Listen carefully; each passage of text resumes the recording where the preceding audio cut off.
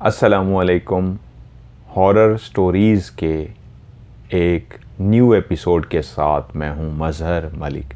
Thank you so much and love you so much आपके उस प्यार भरे फीडबैक का, जिसमें आप मुझे बताते हैं कि कहानी सुकून देती है। परेशानियों को, दुखों को, मुसीबतों को, उतने लम्हे जब तक हम कहानी सुन रहे होते हैं तो ज़िंदगी की सब मुश्किलात को, परेशानियों को हम भूल जाते हैं। और वो जो टाइम जिस वक्त हम कहानी में खोए हुए होते हैं वापस आते हैं तो एहसास होता है हम एक और जहां में थे, एक और दुनिया में थे, जहां कोई दुख, मुसीबत, परेशानी नहीं थी।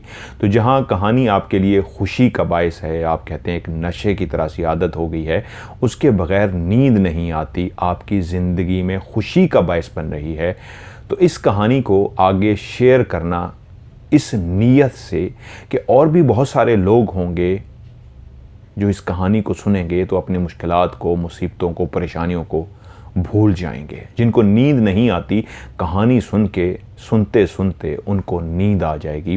तो इसका एक तरीका यही है कि आप वीडियो को शेयर करें। अगर शेयर नहीं कर सकते, आपके जानने वाले नहीं हैं, तो आप वीडियो को लाइक कर सकते हैं। जब आप वीडियो को लाइक करेंगे तो YouTube ये देखता है कि इस वीडियो को बहुत ज़्यादा लोगों ने लाइक किया है, तो फिर दूसरे लोगों के पास खुद ब खुद उसको भेजना शुरू कर देता है।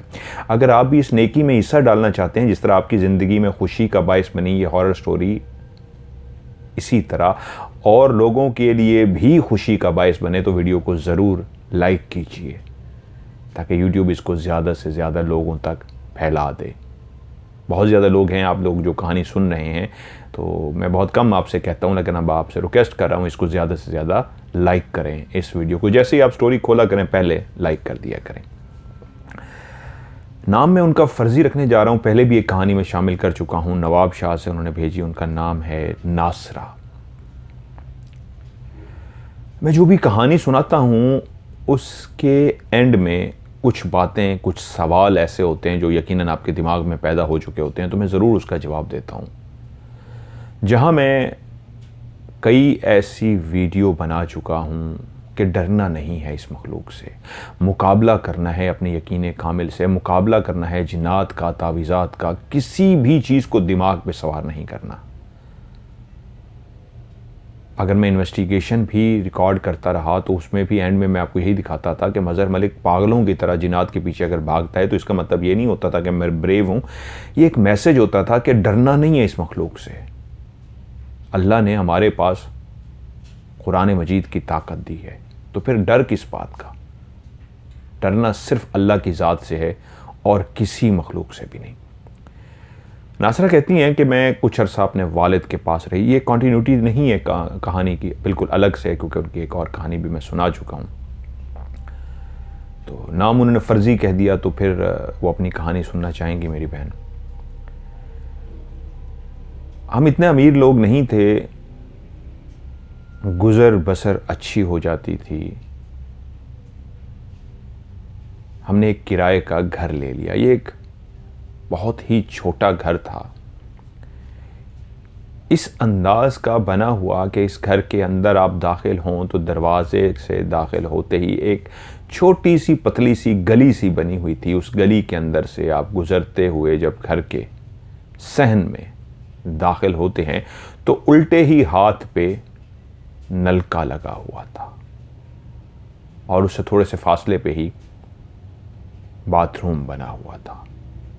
उससे थोड़े से आगे किचन बना हुआ था और उसके आगे 2 कमरे थे। ज़िंदगी में अब ठहराव ज़रूर आ गया था। एक ज़िंदगी में एक इतनी बड़ी जो परेशानी आई थी, मुश्किल आई थी, उससे तो निजात मिल गई थी, लेकिन शायद वो जादू करने वाले जिन्होंने जादू किया था अभी तक वो बेचैन थे। अभी तक वो मुझे सबक सिखाना चाहते थे। क्या चाहते थे ये तो खुदा जाने, लेकिन ज़िंदगी फिर से उतार चढ़ाव के लिए तैयार थी। इस नए घर में आए हुए अभी हमें 1 ही हफ्ता हुआ था। हमारे जितने भी बाथरूम के अंदर और बाथरूम के बाहर नलके लगे हुए थे, जब उनको हम खोलते थे तो उसी वक्त खोलने पे ही पानी आता था और जब बंद कर देते थे तो लीक नहीं होता था। पानी जिस तरह टपकता रहता है, लीक हो जाता है, ऐसा कोई सिलसिला नहीं था। और हमारे यहाँ ऐसा भी कोई मामला नहीं था कि बाज़ शहरों में पानी चला जाता है, नल आप खोल देते हैं तो हवा आती है, पानी नहीं आता, तो आप खुला ही छोड़ देते हैं कि चलो जब पानी आएगा तो पता लग जाएगा कि पानी आ गया है, कि बजाय बार बार आप उसको खोल के चेक करते रहें। तो अक्सर ऐसे होता है, एकदम से आवाज़ आती है पानी खुला हुआ है, क्योंकि नल पहले से ही आपने खुला छोड़ा होता है, ये पता लगाने के लिए कि पानी कब आएगा। एक दिन रात को मैं और मेरे शौहर सोए हुए थे। वही रात जो सबके यहाँ नींद का बायस होती है, वही रात जब खामोशी छा जाती है। एक ऐसी रात की खामोशी, एक ऐसी रात का वीराना, जब पता नहीं इंसान जो अपने बिस्तरों पे सो रहे होते हैं, वहाँ पे कितनी और मखलूक़ात होती हैं जिनका दिन हो चुका होता है।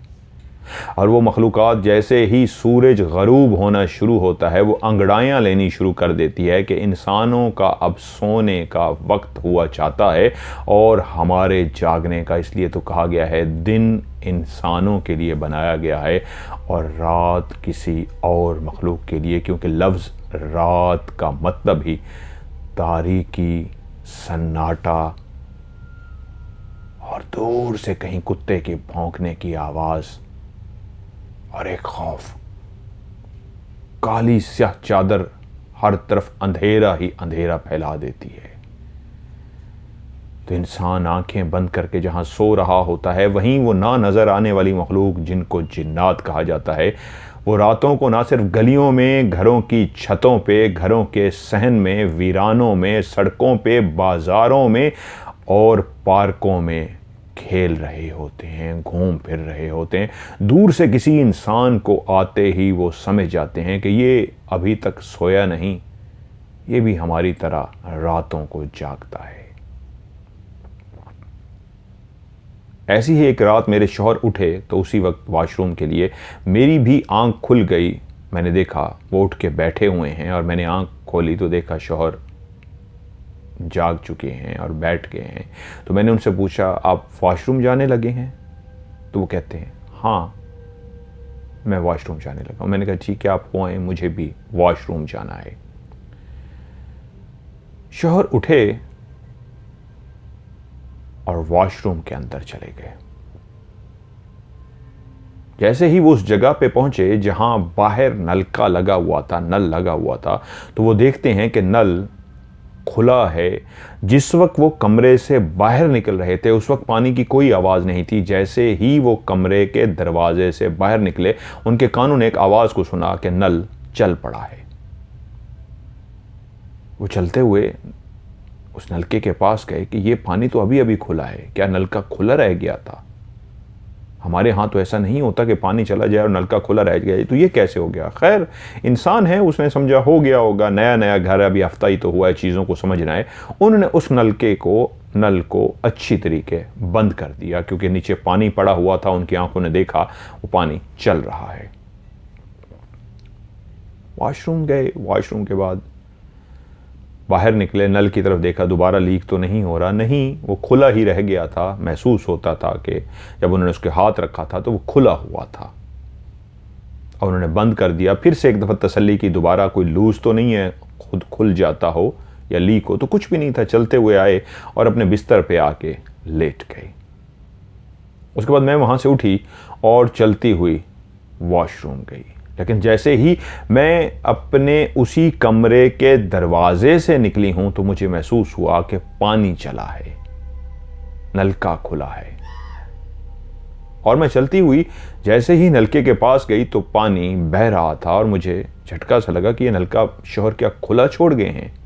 ये क्या किया है उन्होंने हाथ धोए हैं या क्या किया? इसको खुला ही छोड़ के चले गए हैं। आम सी बात थी, इंसान नींद की इसी हालत में होता है, भूल जाता है। मैंने उस नलके को बंद किया और वॉशरूम इस्तेमाल किया, आकर बिस्तर पर लेट गई। सुबह जब हम दोनों उठे तो मुझे वो वाकया याद था। मैंने शौहर से कहा कि जब आप वॉशरूम गए थे रात को नलका खुला छोड़ आए थे? तो एकदम चौंके और मुझे बोले, क्यों, क्या हुआ? मैंने कहा, मैं जैसे ही कमरे के बाहर निकली हूँ तो मुझे आवाज़ आई है नलका चल रहा है और मैंने जाके नलके को बंद किया है, तो मेरे ख्याल में आप भूल गए थे। वो बोले, नहीं, मैं जब कमरे के दरवाजे से निकला हूं यही मंजर मैंने देखा था कि नलका खुला है। मैं समझा शायद तुम बंद करना भूल गई हो, और मैंने उसको बंद किया। वॉशरूम से निकलने के बाद दोबारा चेक किया था कि दोबारा लीक तो नहीं हो रहा। वो बिल्कुल ठीक था। और तुम बता रही हो जब तुम फिर गई हो फिर खुला हुआ था। मैंने कहा हाँ। कहते नहीं, ये तो फिर कोई और मसला लग रहा है। खैर, इसको हमने इतना सीरियस नहीं लिया। कुछ दिनों के बाद मैं एक सुबह सो के उठी तो मेरे बाजुओं पे इस तरह के निशान थे जैसे मुझे किसी ने जोर जोर से मारा हो और पूरे बाजू पे नील के निशान पड़ गए थे। नील ही नील थे पूरे बाजू पे, ऐसे जैसे किसी ने इतनी जोर से मारा हो और नीले निशान पड़ गए हों।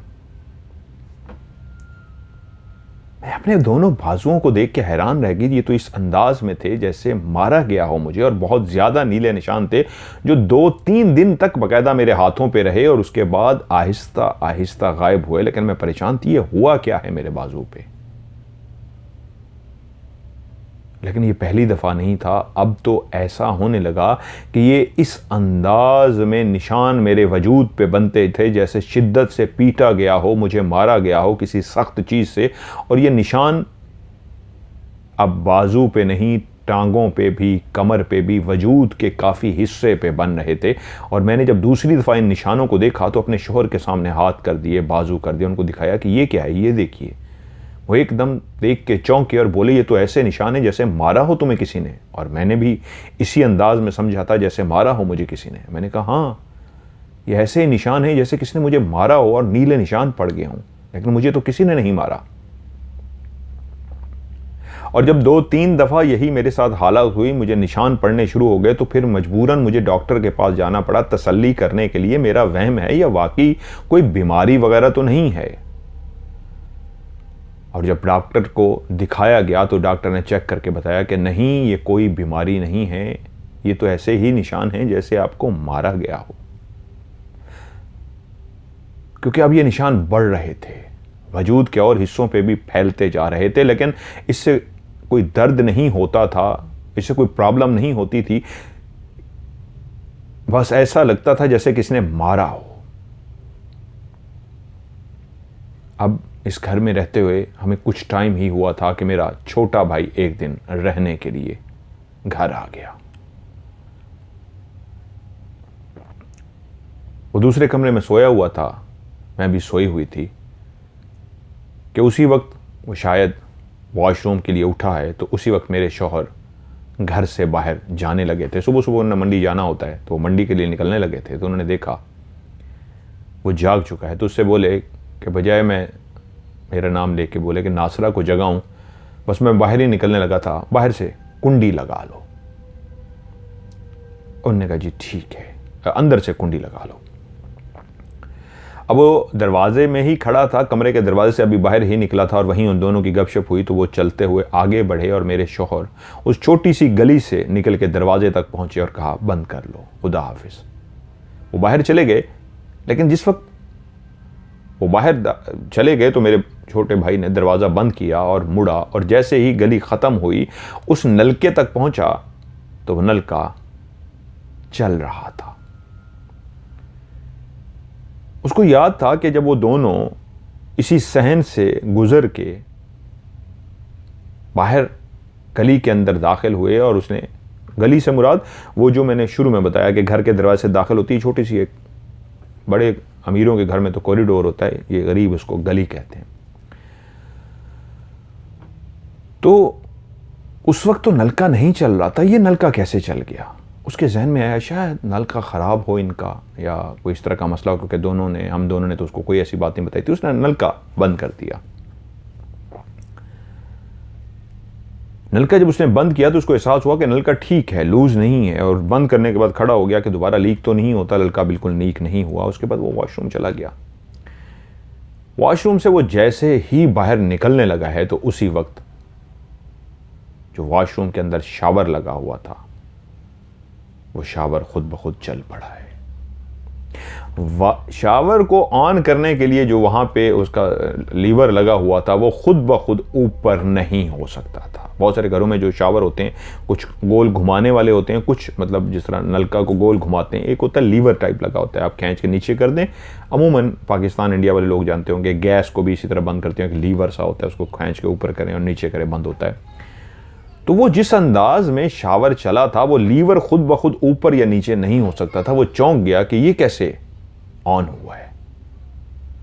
खैर उसने जैसे कैसे साइड से हो के गीला ना हो उस लीवर को नीचे किया, तो पता लगा लीवर तो अच्छा खासा सख्त है, ये खुद ब खुद ऊपर नीचे नहीं हो सकता, और लीवर को ऑन किए बगैर ये चल भी नहीं सकता शावर। खैर उसने जैसे कैसे लीवर को जोर लगा के बंद कर दिया, और जैसे लीवर बंद हो गया और वो मुड़ा और निकलने लगा, तो उसने देखा लीवर फिर से वापस उसी जगह पे आ चुका है कि शावर चलना शुरू हो गया है। उसने जैसे देखा उसको एहसास हुआ नहीं, अब तो वहम की गुंजाइश ही नहीं रही, खुद ब खुद लीवर ऊपर नहीं जा सकता। एक दफ़ा तो चलो मेरा वहम हो सकता है कि शावर कैसे चल गया, बाहर का नलका कैसे चल गया, अब तो मैंने इसको बंद किया था, इतना सख्त लीवर है और फिर से ये खुला हुआ है, ऊपर की तरफ गया है, और इतनी ज़ोर से अगर कोई इसको ऊपर कर सकता है तो उसको ताकत लगानी पड़ती है।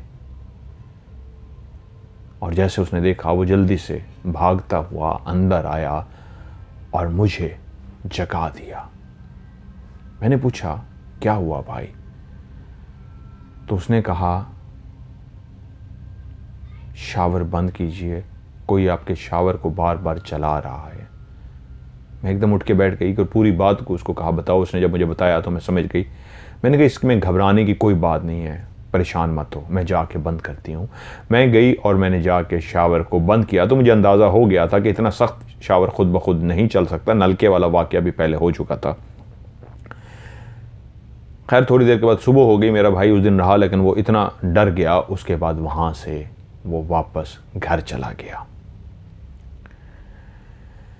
हमारा जो घर था वो तामीर हो रहा था, वहाँ पे काम वगैरह हो रहा था। किचन जो था उसके ऊपर वो टाइलें वगैरह लग रही थी।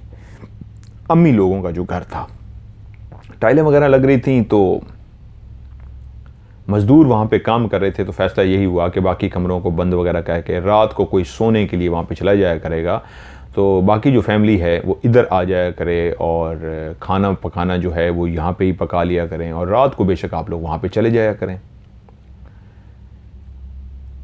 तो ऐसी ही तरतीब बनाई गई, जैसे ही रात होती है लोग अपने घर चले जाते हैं और दिन सारा मेरी तरफ होते हैं। ऐसे ही एक शाम का टाइम था, गोश्त घर में आया हुआ था। अम्मी टीवी देख रही थी। मैंने प्याज टमाटर मसाला सारा काट दिया, गोश्त को अच्छी तरीके काटा, साफ़ किया, बना के रख दिया कि बस मैं थोड़ी देर के बाद 10-15 मिनट के बाद इसको मैं पकाती हूँ, फ़ारिग होके छोटा सा एक काम कर लूँ। तो जिस तरह मसाले जमा कर लेते हैं बंदा सारी चीज़ काट के रख लेता है, क्योंकि मुझे भी बहुत शौक़ है, मैं तो बहुत मेहनत से बनाता हूँ आलू गोश्त, में बहुत अच्छा पकाता हूँ। तो फैमिली मेरी फरमाइश करती है बाकायदा मुझसे कि आलू गोश्त खाना है, तो आलू गोश्त यानी छोटा गोश्त, बकरे का गोश्त, और उसके साथ आलू, चिकन के साथ ही मैं गोश्त के साथ बनाता हूँ, मटन के साथ। तो मैं भी ऐसे बहुत, मैं अपना जब काटता हूँ और ये चीज़ें बनाता हूँ तो यकीन मानिए बहुत बारीकी से मैं प्याज काटता हूँ। मैं कहता हूँ बस वाइफ को कहता हूँ मेरी हेल्प करो, मुझे मसाले पकड़ा दो, ये पकड़ा दो, करूँगा मैं खुद, मसाला मैं खुद बनाऊँगा, उसको भूनूँगा, और प्याज टमाटर जो कुछ काटना होगा मैं सारा खुद करता हूँ। तभी वो कहते हैं, इसलिए टेस्ट आते हैं कि एमजी किसी और को नहीं बनाने देता, हर चीज़ खुद करता है, तभी जब वो भी खाता है। क्योंकि लास्ट टाइम जब मैंने बनाई लीना और फरोख भाई के लिए, तो कहते हैं नहीं ये नहीं बन सकती किसी और से, जो आप इसमें प्यार डालते हो ना, हर चीज़ खुद से बनाते हो, तो तभी इतना जायका आता है।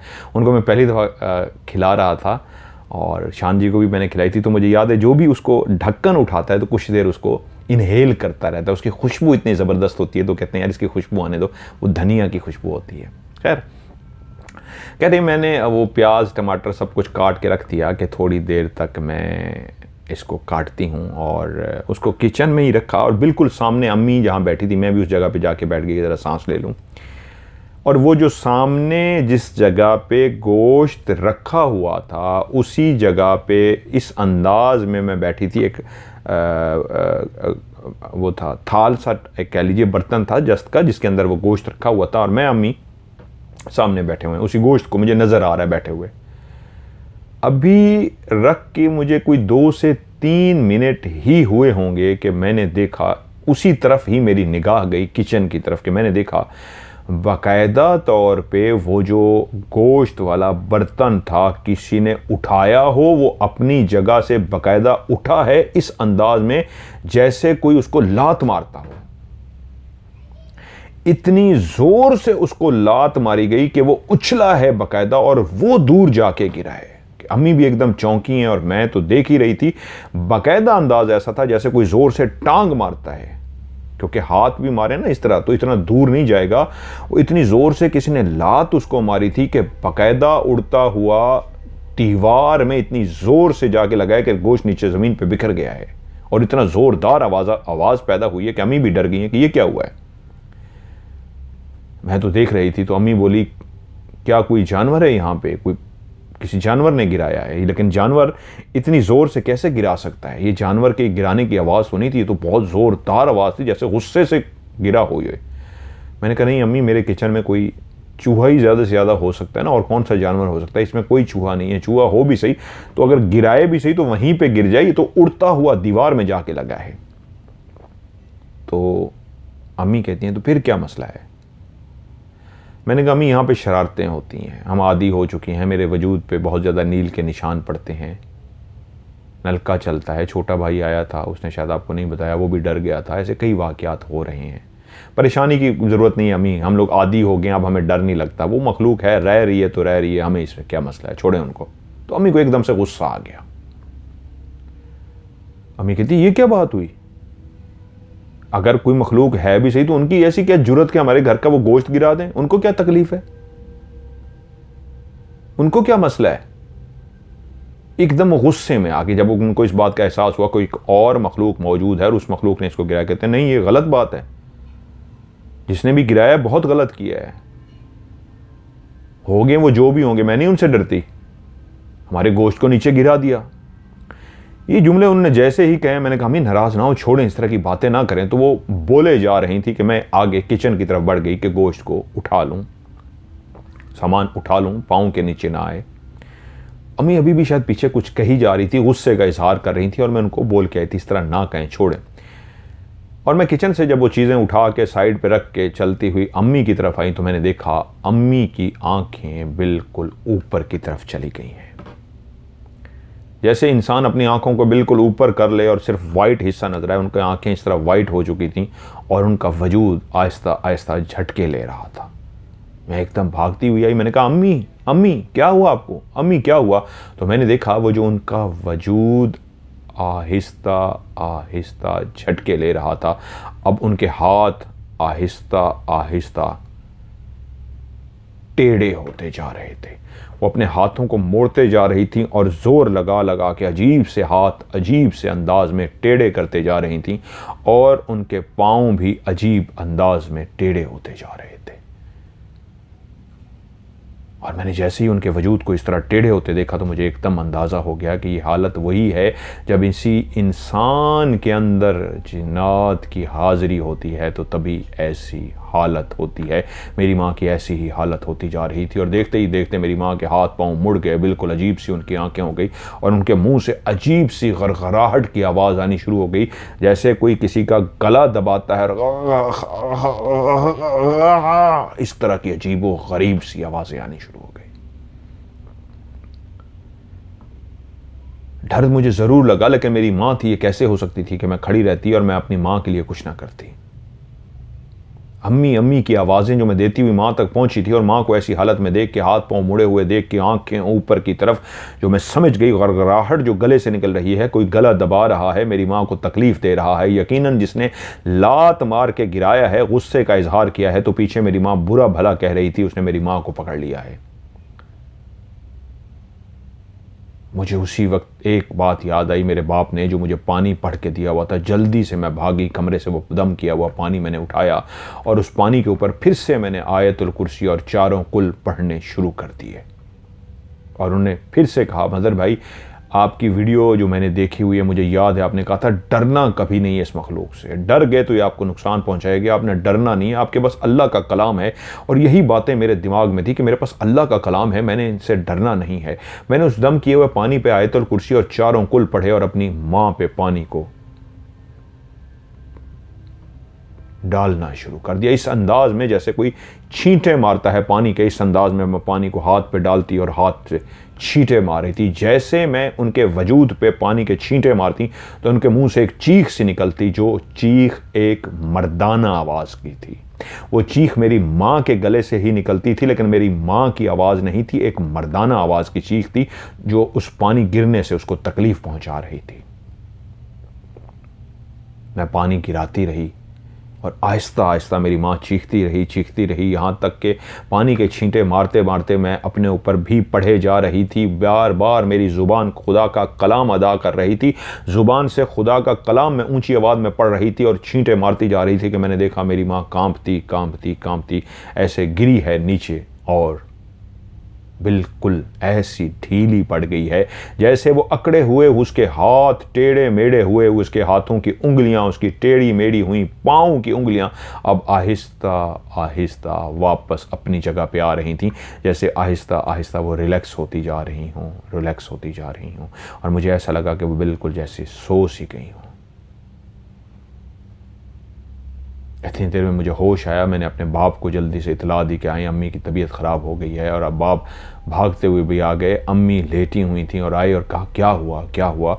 मैंने सारी सूरत हाल बताई। मैंने कहा उसके बाद पानी के बाद ये इस तरह लेट गई हैं। वो फ़ौरन पहुँचे, उनको उठाया और थोड़ी देर के बाद जब उठी हैं बिल्कुल उनकी हालत ऐसे थी जैसे अब वो नॉर्मल हो चुकी हैं। अब्बू ने अम्मी से पूछा ठीक हो तुम? उन्होंने कहा हाँ ठीक हूँ, क्या हुआ है? उनको कुछ भी याद नहीं था अभी उनके साथ क्या हुआ है। उसके बाद हम कुछ अर्सा वहीं पे रहे। वो कहती हैं उसके बाद ये कोरोना आ गया और हर तरफ कारोबार बंद हो गए, इंसान घरों में कैद हो गया। तो वहीं उन्हीं दिनों एक मालिक मकान ने कहा मुझे ये घर जो है ये आप खाली कर दीजिए, मुझे ज़रूरत है, मैं आपको एक और घर ढूंढ के दे देता हूँ। वो एक अच्छे इंसान थे, उन्होंने एक अच्छा सा घर जो एक ऊपर बना हुआ था, सीढ़ियों से चढ़ के ऊपर जाते हैं, 20-22 सीढ़ियाँ थी उसकी, मुझे ढूंढ के दे दिया और हम लोग उस घर में शिफ्ट हो गए। अब हम जब उस घर में शिफ्ट हुए तो पहला वाकया जो वहाँ पे मेरे साथ हुआ, वहाँ पे कोई अभी हमें शिफ्ट हुए 10-12 दिन ही हुए थे, कि एक रात मैं सोई हुई थी, मेरी आंख खुल गई। एक शोर सा था जिसकी वजह से मेरी आंख खुली थी। ये शोर उन मक्खियों की भनभनाहट का था, जैसे मक्खियाँ किसी जगह पे बहुत ज़्यादा हों और गों गों गों करती फिर रही होती हैं, ऐसा ही एक मक्खियों की भनभनाहट का शोर था जिसकी वजह से मेरी आंख खुल गई थी। रात के टाइम मक्खियां और वो भी इस तरह शोर कर रही हैं, ये कैसे हो सकता है? जब मैंने आंख खोली तो हर तरफ अंधेरा था। कमरे में जलती हुई छोटी लाइट में मुझे इतना नज़र आ रहा था कि मैं अपने बिस्तर पे सोई हूँ, साथ ही मेरे शौहर सोए हैं, कमरे में अंधेरा है, लेकिन अभी ये गूं गूं की जो आवाज़ है ये कहाँ से आ रही है कि तभी मेरी निगाह ऊपर छत पे पड़ी तो मैं देख के हैरान रह गई कि गोल दायरे की सूरत में कई मक्खियाँ इतनी ज़्यादा थीं कि एक बहुत बड़ा गोल दायरा बन गया था मक्खियों का, और वो गोल गोल घूम रही थीं। वो मक्खियाँ ही थीं, लेकिन उनका साइज़ शहद की मक्खी के बराबर था। जितनी शहद की बड़ी वाली नहीं, जो छोटी होती है उससे भी थोड़ा सा बड़ा, शहद की जो मक्खी होती है छोटी वाली उससे थोड़ा सा बड़ा उनका साइज़ था। वो बड़ी बड़ी वो इनकी क्वीन होती है मक्खियों की, या उनका वो होता है एक बड़ी होती है, काफ़ी बड़ी मक्खियों में देखा होगा इनकी एक बहुत बड़ी मक्खी होती है। वही बड़ी बड़ी मक्खियाँ गोल गोल मेरी छत पे घूमे जा रही और उन सब के मुँह से गूं गूं की आवाज़ आ रही। और जैसे ही मैंने उनको गोल गोल छत पे घूमते हुए देखा तो वो एक नहीं थी, लाइन बना के गोल दायरे की सूरत में, छोटा छोटा दायरा, उसके बाद और एक दायरा, उसके बाद और एक दायरा, यानी सबसे दरमियान में जो थी उनका छोटा दायरा था, उसके ऊपर एक और दायरा बना के थी, उसके ऊपर एक और दायरा बना के घूम रही थी। ऐसे दायरे ही दायरे थे जो बड़े होते जा रहे थे, बड़े होते जा रहे थे। वो दायरे इतने बड़े हो गए थे कि पूरी मेरी छत कवर हो गई थी और पूरी छत पे वो मक्खियां घूम रही थी गोल गोल, और गां गां की आवाज़ आ रही थी। मैं इतनी डर गई नींद से कि मेरे मुंह से चीख निकली और मैं उठी, बाहर की तरफ भागी। लेटे हुए जब उन मक्खियों को मैंने देखा, उनकी गां गां को भनभनाने की आवाज़ों को सुना, तो एकदम मेरे मुंह से चीख निकली। और जैसे मेरे मुंह से चीख निकली तो मैं डर तो चुकी थी, लेकिन दिमाग ऐसे हो गया जैसे मेरा दिमाग बंद हो गया हो। जैसे मैंने चीख मारी, मेरे साथ लेटे हुए जो मेरे शौहर थे वो जाग गए। उनकी आंख खुली, देखा कि मैं ऊपर छत की तरफ देख रही हूँ। उन्होंने छत की तरफ देखा, ऊपर कुछ भी नहीं था, लेकिन मैं डरी हुई थी एकदम। उन्होंने देखा कि मैं एकदम से उठी हूँ इस अंदाज में कि उनको उसी वक्त अंदाज़ा हो गया कि ये डरी हुई है, कोई गड़बड़ है। और मैं जैसे उठी हूँ एकदम भागी हूँ सीढ़ी की तरफ। छलांग मारी है उन्होंने और छलांग मार के भागे हैं मेरे पीछे। मैं सीढ़ियों तक पहुंच गई थी और मैं सीढ़ियों से नीचे उतरने नहीं लगी थी, बल्कि सीढ़ियों के साथ जो बना हुआ हिस्सा था उस तरफ जा रही थी भागती हुई। और अगर मेरे शौहर पीछे से आके मुझे पकड़ ना लगते तो मैं नीचे गिर जाती, मेरा सर फट जाता, बाजू टूट जाते, या कुछ भी मेरे साथ हो सकता था। जो 20-22 सीढ़ियां चढ़ के ऊपर जाते हैं, इतनी ऊंचाई से मैं नीचे गिरने लगी थी। शौहर मेरे ने मुझे पकड़ा, मुझे झंझोड़ा और पढ़ के मेरे ऊपर दम किया। तो जैसे मैं होश में से आई, वो लेके मुझे अंदर आए और मुझसे बोले, नासरा नासरा क्या हुआ है। अंदर में जैसे आई और मैं कुछ भी नहीं जानती थी कि कैसे ये मुझे सीढ़ियों से पकड़ के लाए हैं। तो मैं जब होश में आई तो मुझे याद आया कि हाँ, मैंने लास्ट मंजर देखा था। तो मैंने छत की तरफ देखा, मैंने कहा वो मक्खियाँ कहाँ गई। कहते हैं कौन सी मक्खियाँ। मैंने कहा पूरे कमरे की ये जो छत थी ये मक्खियों से गोल दायरे से भरी हुई थी, वो भनभना रही थी। उनका बहुत शदीद शोर था, ऐसा था जैसे वो हमला करने वाली हो। पता नहीं उसके बाद मुझे क्या हुआ। उसके बाद उन्होंने मुझे बताया कि उसके बाद तुम ऐसे चीख मार के दीवानगी की तरफ भागी कि मेरे दिल में उसी वक्त ये बात आ गई थी कि कुछ होने वाला है। मैं तुम्हारे पीछे कूद पड़ा, भाग पड़ा, और अगर आज मैं ना भागता तुम्हें पता है क्या होता, तुम कूद जाती छत से। यकीनन ये एक परेशानी की बात थी। कुछ दिन मजीद गुजर गए कि फिर एक और मेरे साथ वाक़या हुआ। वो कहती हैं ऐसी ही घर के अंदर मैं सोई हुई थी। फिर रात के किसी पहर मेरी आंख खुल गई, और जैसे ही मेरी आंख खुली तो मैं कुछ देर जागती रही, छत की तरफ तकती रही, घूरती रही कि क्या हुआ है, मेरी आंख क्यों खुली है, किस वजह से मैं जागी हूँ। मुझे कुछ समझ नहीं आ रही थी कि एकदम मुझे महसूस हुआ कोई बाहर है और मुझे कोई बाहर बुला रहा है। मैं आराम से अपने बिस्तर से उठी, होशो हवास में थी, मेरा दिमाग भी काम कर रहा था, लेकिन इस एहसास के साथ कि मुझे कोई बाहर बुला रहा है, मैं चलती हुई बाहर की तरफ पहुंची। और जब मैं बाहर पहुंची तो मैं देखती हूं वहां पे एक काली स्याह भैंस, काली स्याह हट्टी कट्टी मोटी ताजी जो सेहतमंद भैंस होती है, बिल्कुल वैसी एक सेहतमंद भैंस है। मैंने उसको अपने सहन में खड़े हुए देखा। वो एक भैंस ही थी, लेकिन उसके बाकायदा 2 सींग थे। जिस तरह बैल के सींग होते हैं, गाय के सींग नहीं होते, बैल के सींग होते हैं। वो बैल नहीं, गाय थी, लेकिन उसके 2 बाकायदा सींग थे। और वो सींगों वाली गाय इस अंदाज में बाहर खड़ी थी जैसे मेरा इंतज़ार कर रही हो। और मैं जैसे ही उसके करीब पहुंची हूं तो वो भागती हुई मेरी तरफ इस अंदाज में आई है कि जैसे अपने सींग मेरे पेट में चबोना चाहती हो। ऐसे सींगों को लेकर मेरी तरफ भागते हुए आई। उसका अंदाज ऐसे था जैसे कोई गाय, भैंस या जानवर इंसानों को उठा के फेंकता है अपने सींगों से। वो या तो मुझे उठा के फेंकना चाहती थी या मेरे पेट में ही वो अपने दोनों सींग घुसाना चाह रही थी। मुझे जैसे ही इस बात का एहसास हुआ, मैं चीखती हुई अंदर कमरे के अंदर दाखिल हुई और मैंने दरवाज़ा धड़म से बंद कर दिया। और मेरे शौहर जाग गए, बोले क्या हुआ। और मैंने उनको बताया कि बाहर एक काली स्याह गाय है, पूरा रंग उसका काला स्याह है। उसके दूध के थन ऐसे हैं जैसे दूध से भरे हों, बहुत सेहतमंद सी है, लेकिन बैल की तरह उसके सींग हैं और वो मुझे मारना चाह रही थी कि मैं अंदर आ गई। मेरी शौहर ने कहा लेटो, तुम लेटो। उन्होंने मुझे लिटा दिया और दरवाजे के पास पहुंचे। दरवाजे से झांक के इस अंदाज में बाहर देखा क्या कोई बाहर है। हल्का सा दरवाज़ा खोल के देखा कि बाहर कोई है। तो एकदम से उनको एहसास हुआ कि जो कुछ मेरी बीवी ने मुझे बताया है कि बाहर गाय है जिसके सर पे सींग हैं और मुझे मार रही है, तो एकदम उनको एहसास हुआ ये तो पॉसिबल ही नहीं है। जो मेरा दिमाग काम नहीं कर रहा था, उनको लगा ये तो पॉसिबल ही नहीं है, गाय हमारी सीढ़ी कैसे ऊपर चढ़ के आ सकती है, उसमें तो इतनी जगह ही नहीं है जितनी मोटी ये गाय बता रही है कि वो सीढ़ियां चढ़ के ऊपर आ जाए।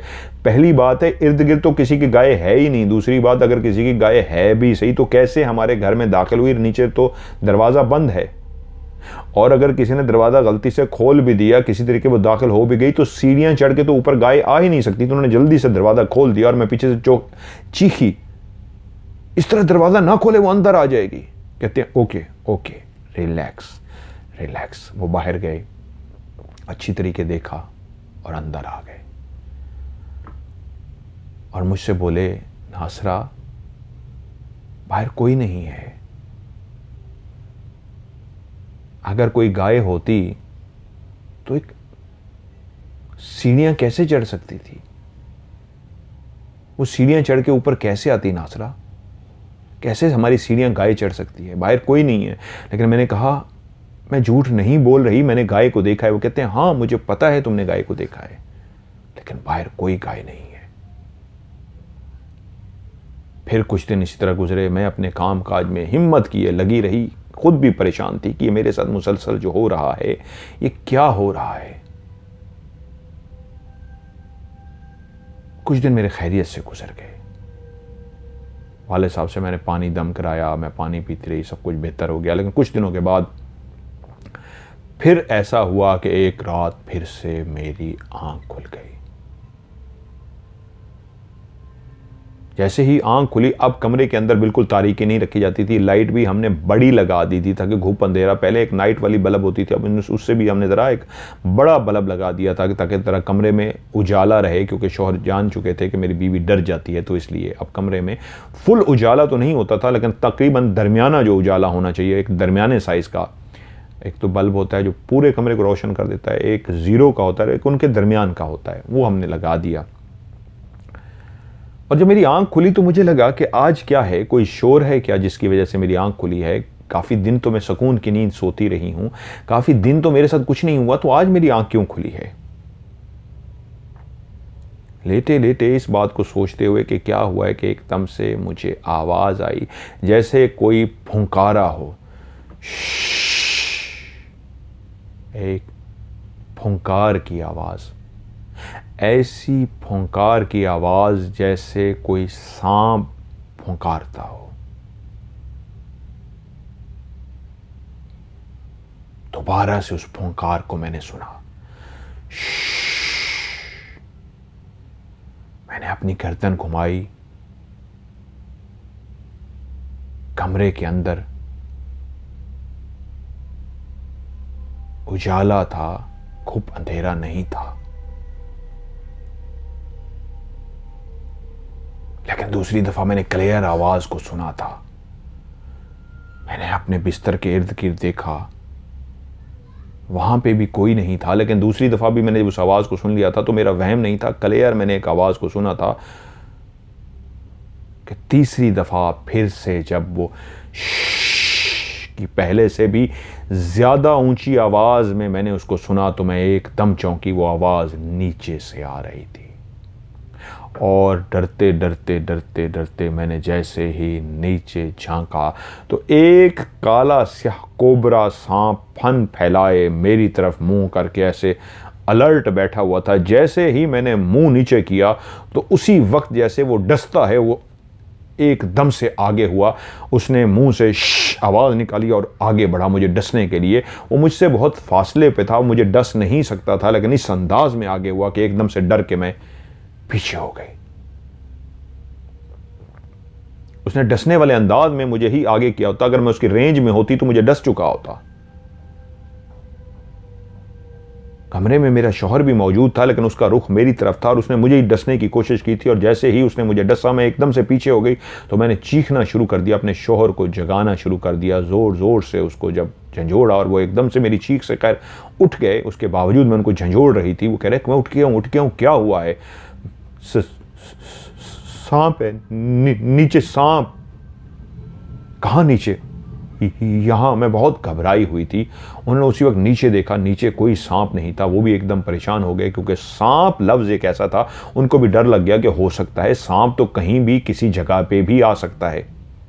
उनका दिमाग ही नहीं गया इस तरफ कि सांप नहीं कोई और मखलूक होगी, उन्होंने भी उसको सांप समझा और वो एहतियात से नीचे उतरे, इधर उधर देखा। वो भी डर रहे थे कि अगर कहीं नीचे मौजूद हुआ सांप तो उनको भी डर सकता है। तो मुझसे पूछा किस अंदाज का था, कैसा था, तो मैंने उनको बताया एक काला स्याह सांप था, उसके बिल्कुल आगे वाला जो हिस्सा था उस पर एक निशान भी बना हुआ था और उसका साइज़ तकरीबन कोई 4 से 5 फुट लंबा होगा। अच्छा खासा मोटा और बड़ा सांप था, इस जगह पे बैठा हुआ था। वो एक घर से डंडा उठा के लाए और उन्होंने ढूंढना शुरू कर दिया। मैं भी भाग के उनके पीछे चली गई कि वाकई कहीं सांप मौजूद है तो हमारे लिए मुश्किल ना हो जाए। हम दोनों सांप को देखते रहे, ढूंढते रहे, इधर उधर ढूंढ लिया, लेकिन अब रात को सोना हम दोनों के लिए मुश्किल हो चुका था कि कमरे में सांप है और अगर हम सो गए और ये फिर आ गया तो हमें नुकसान पहुंच सकता है। तो वो रात हमने सांप को ढूंढते हुए गुजारी, यहाँ तक कि सुबह फैसला हुआ कि सारे कमरे को अच्छी तरीके चेक करना होगा, सांप कहीं छुप गया है तो काम ख़राब हो जाएगा। यहाँ तक कि दरवाज़ा खोल के हमने सारे कमरे का सामान उलट पुलट कर दिया, हर चीज़ को डरते डरते डंडे की मदद से इधर फेंका उधर फेंका, ये किया वो किया, लेकिन कहीं पे भी सांप का नामो निशान नहीं मिला। जब एंड में कमरे की एक एक जगह छान मारी हमने, एक एक जगह देख ली और कहीं से भी सांप बरामद ना हुआ, तो मेरे शौहर कहते हैं अगर सांप था तो निकल गया है, अबे हम घबराने की ज़रूरत नहीं है, हमारा कमरा क्लियर है। खैर हमारा कमरा क्लियर हो गया। कुछ दिन इसी तरह फिर से गुजरते रहे कि फिर एक भयानक वाक़या हुआ। हम दोनों उसी तरह सो रहे थे जैसे अमूमन रोज़ हम अपने अपने बिस्तरों पे सोते हैं। आज शाम से ही मेरे अंदर घबराहट महसूस हो रही थी। नासरा कहती है मैं बेचैनी सी महसूस कर रही थी। मैंने शौहर से इस बात का जिक्र नहीं किया। तकरीबन कोई 20-25 दिन हो गए थे, अभी हालात बेहतर थे। ऐसा तो बहुत दफ़ा घर में हो रहा था कि मैं चीज़ें रखती थी, चीज़ें नहीं मिलती थी, और कुछ दिनों के बाद, 1 दिन के बाद, 4 घंटों के बाद, 10 घंटों के बाद, 2 दिन के बाद चीज़ मिल जाती थी। और मैं शौहर को बताया चीज़ें रखती हूँ और चीज़ें नहीं मिलती, तो मेरे शौहर ने कहा नहीं, जो आजकल तुम्हारी हालत है मुझे लग रहा है कि चीज़ें पड़ी होती हैं, तुम्हारा दिमाग इस तरह काम नहीं कर रहा होता। तो मैंने तसल्ली करने के लिए कि क्या मेरा वहम है या वाकई ऐसा हो रहा है, तो एक दफ़ा ऐसा हुआ कि मेरी एक ज्वेलरी थी, मैंने एक जगह पे उसको रखा कि अभी यहाँ से उठाती हूँ। इधर उधर काम किया और वापस उठाने के लिए जिस जगह पे रखा था तो उस जगह पे देखा ज्वेलरी नहीं रखी हुई। अब मुझे अच्छी तरीके याद था कि मैंने यहाँ पे ज्वेलरी रखी थी, अब नहीं है। तो मैंने फिर भी अपने हाथ से उस जगह को टटोलना शुरू कर दिया कि यहीं रखी थी, मुझे याद है, मिलेगी भी यहीं से, अभी नहीं है। मैंने सारा हाथ मारा, इधर उधर तसल्ली कर ली, सारी अच्छी तरीके याद है यहीं रखी थी। फिर भी मैं अच्छी तरीके तसल्ली की, उसको देख लिया, नज़र आ रहा है कि कुछ भी नहीं पड़ा हुआ, फिर भी हाथ मारा, शायद मेरी आंखें किसी ने बांध दी हो, नज़र ना आ रहा हो, हाथ मार के चेक किया, कुछ भी नहीं। और मैंने कहा मुझे मिलेगी तो यहीं से मिलेगी, मुझे पता है। मैं अपने कामों में मसरूफ़ हो गई और थोड़ी देर के बाद वापस आई तो उसी जगह पे ही ज्वेलरी रखी थी और मैं समझ गई कि आज ये वहम नहीं है। जब सामान रखा जाता है तो उसी जगह से ही मिलता है। कुछ लम्हों के लिए, कुछ घंटों के लिए, 1-2 दिन के लिए बाकायदा सामान को छुपा दिया जाता था, हल नहीं था हमारे पास कोई। हम इसी तरह उन्हीं चीज़ों के साथ गुम हो जाती, मिल जाती, हम वक्त गुजारे जा रहे थे। अब आदी हो गए थे, डर की हालत वैसे नहीं रही थी जैसे पहले दिन थी। अब हम मजबूरी थी और अभी घर मिलना भी नहीं था, मुल्क के हालात भी ऐसे थे, वो कोरोना चल रहा था। तो बेखैर हम वक्त गुजारते रहे कि एक रात जब मेरी शाम को ही बेचैनी महसूस कर रही थी तो मेरे सोने के लिए लेट गई कि मेरी आँख खुली तकरीबन रात के कोई 1 बजे के करीब। जैसे ही मेरी आंख खुली मुझे एक आवाज़ सुनाई दी कि बाहर से किसी ने कमरे के दरवाजे को खटखटाया है। लेकिन खटखटाने वाला ज़ोर ज़ोर से नहीं खटखटा रहा था, जैसे कोई नाखून से खटखटाता है ना, किसी के नाखून हो, नाखून, ऐसे नाखूनों की सी आवाज़ थी। नाखून से बाकायदा दरवाजे को खटखटाया गया और अभी मैं लेटी ही थी कि मेरा वहम नहीं है, मेरी आंख इस दरवाजे के खटखटाने से खुली है कि नाखूनों को ऐसे खुरचने वाले अंदाज में नाखून मारे गए जैसे नाखून से कोई दरवाजे को खुरचता है।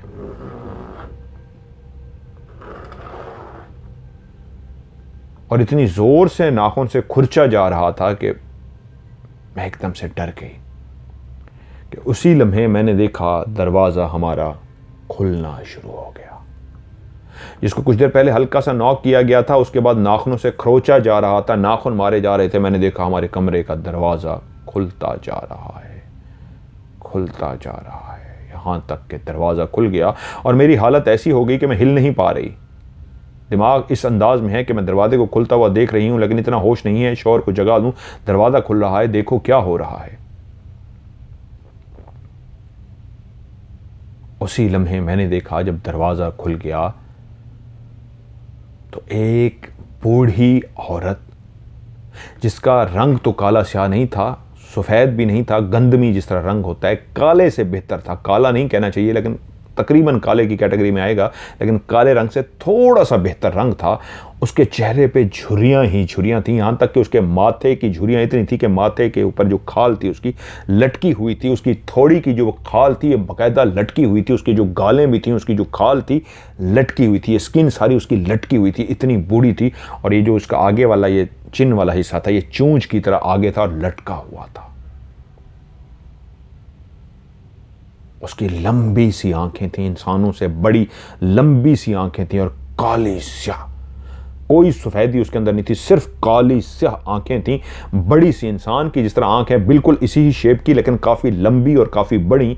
और वो आंखें जब उसने खोली तो ऐसे जैसे किसी जानवर की काली स्याह आंख होती है, ऐसे ही काली स्याह आंख थी उसकी।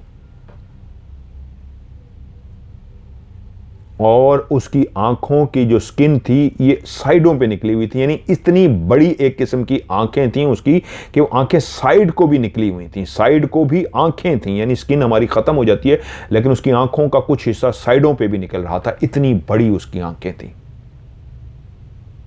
नाक उसकी बिल्कुल छोटी सी ना होने की बराबर नाक थी, जैसे नज़र ही नहीं आ रही थी कि उसके कोई नाक है भी नहीं है, जैसे निशान सा हो।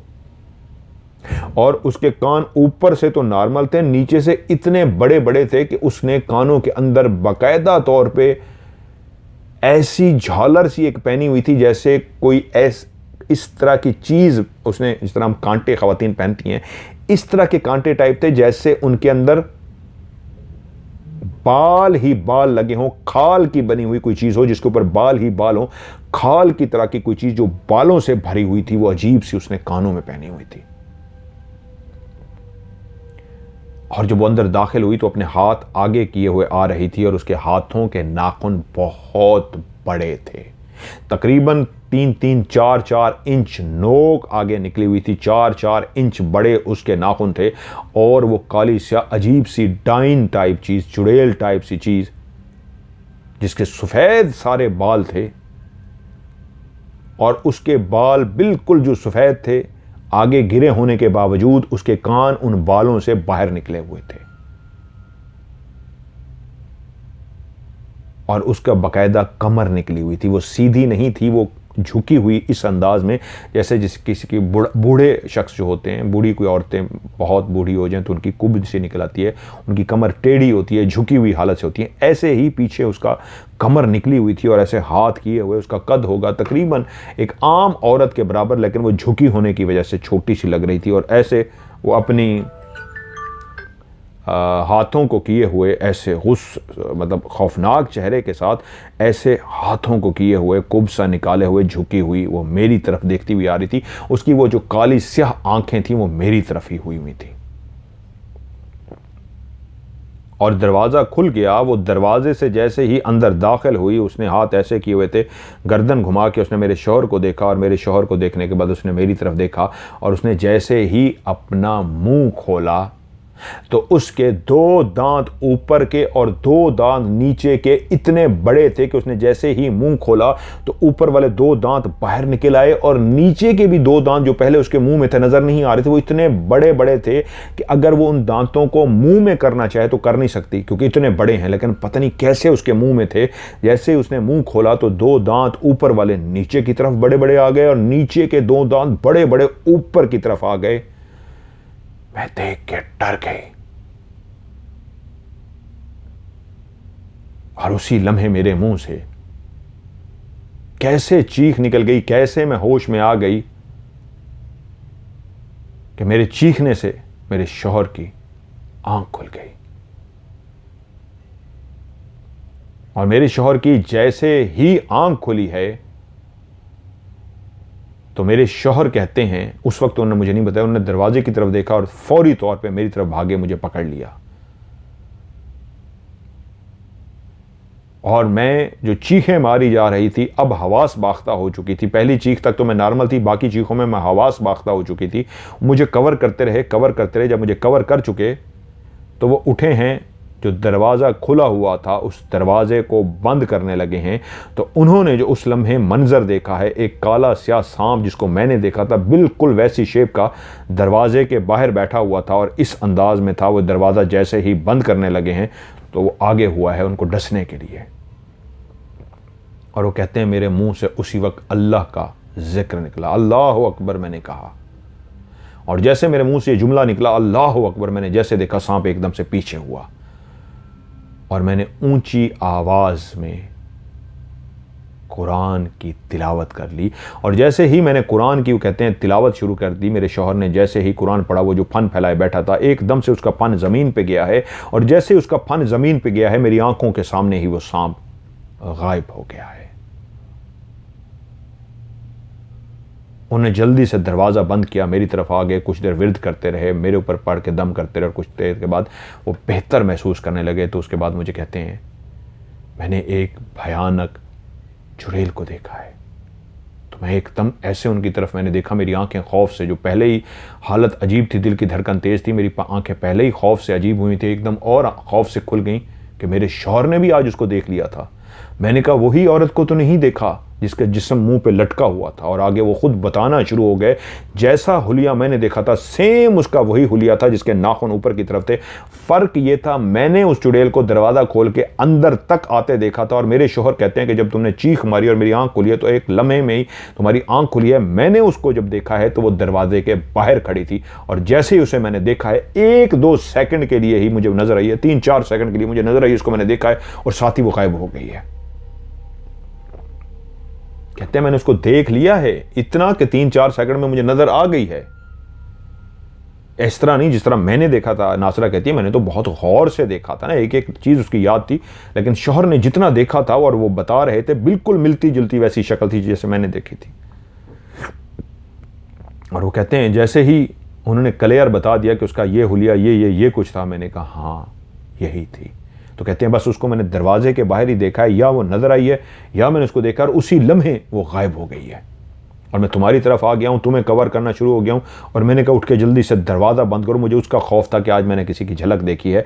और जब मैंने दरवाज़ा बंद किया तो कैसे मैंने एक सांप को देखा है जो इस अंदाज में था, उसके इस तरह निशान था। तो मैंने कहा ये वही निशान तो है जो मैंने आपको बताया था जिस सांप को मैंने देखा था। तो कहते हैं आज उस सांप को मैंने देख लिया है, वो सांप नहीं है, वो गायब हो गया था। वो ज़मीन पर जैसे ही मैंने अल्लाह अकबर कहा, खुदा का कलाम पढ़ा, वो ज़मीन पर उसने अपना सर रखा और वो गायब हो गया। और उस दिन मेरे शौहर को पता लग गया कि मेरी बीवी जो कुछ देखती आ रही है, जिसको वो वहम समझते आ रहे हैं, वो वहम नहीं है, ऐसा कुछ हो रहा है। और वो कहती हैं उसके बाद भी हमारे घर में कई वाक़यात हुए, लेकिन इतने क्लियर नहीं हुए क्योंकि अब मेरे शौहर और मैं हर वक्त अपने घर को दायरा कड़ा लगा के रखते हैं। वही दायरा कड़ा मदर साहब जो आपने सिखाया है, वही वाला मैंने आपकी वीडियो से देख के चारों कोनों में पढ़ के फूंकती हूँ, दायरा कड़ा करके रखती हूँ, पानी छिड़कती हूँ, आपसे पानी दम करा के पानी छिड़कती हूँ। उसके बाद उस तरह के अब क्लियर नज़र नहीं आता। मेरे शौहर मान चुके हैं कि अब वो मेरा वहम नहीं है, वो जान चुके हैं कि जो कुछ मैं देखती रही वो सब सच था। अब वो भी दायरा कड़ा लगाते हैं, दम किया हुआ आपका पानी पीते हैं, मैं भी आपका दम किया हुआ पानी पीती हूँ, दायरा कड़ा लगा के रखती हूँ। अब भी चीज़ें तो होती हैं लेकिन उतनी खुल के उस तरह नहीं होती, बहुत फ़र्क पड़ चुका है। तो आपसे गुजारिश है इस कहानी को भी प्रोग्राम में शामिल कीजिए और हमें पानी दम करके दीजिए, हमारे घर का तोड़ करके दीजिए, हमारे घर का इलाज करके दीजिए, हमें इस घर को क्लियर करके दीजिए ताकि इस मखलूक से हमारी जान छूट जाए। तो ज़रूर इंशाल्लाह आप मुझसे रब्ता कीजिए मेरी बहन, मैं आपसे इंशाल्लाह आपके घर को क्लियर करके देता हूँ उस दम किए हुए पानी से जो मैं आप मुझसे दम कराती हैं।